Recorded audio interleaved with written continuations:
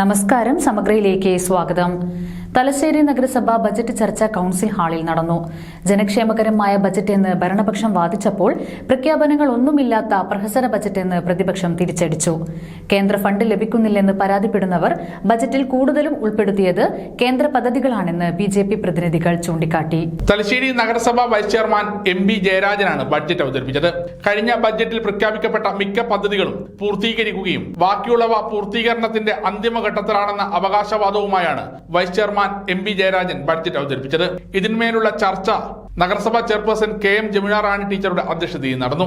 97 അതിദരിദ്രരെ സാധാരണ ജീവിതത്തിലേക്ക് കൊണ്ടുവന്നെന്ന അവകാശവാദത്തെ ഇവരിൽ പലരും മരണപ്പെട്ടത് കൊണ്ടാണ് ഇങ്ങനെ ആയതെന്ന് പ്രതിപക്ഷം തിരിച്ചടിച്ചു.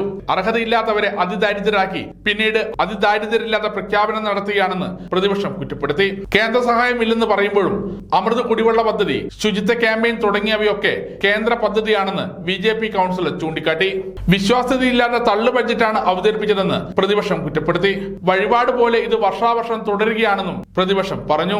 തലശ്ശേരി നഗരത്തിന്റെ വികസനത്തിന് സ്പീക്കർ നടത്തുന്ന ഇടപെടൽ മാതൃകാപരമാണെന്ന് ഭരണപക്ഷ കൌൺസിലർമാർ പറഞ്ഞു. എതിർത്തിട്ട് കാര്യമില്ലാത്തത് കൊണ്ട് മാത്രം ബഡ്ജറ്റിനെ അംഗീകരിക്കുന്നുവെന്ന് പ്രതിപക്ഷ കൌൺസിലർമാർ പറഞ്ഞു. സമഗ്ര ന്യൂസ്, തലശ്ശേരി.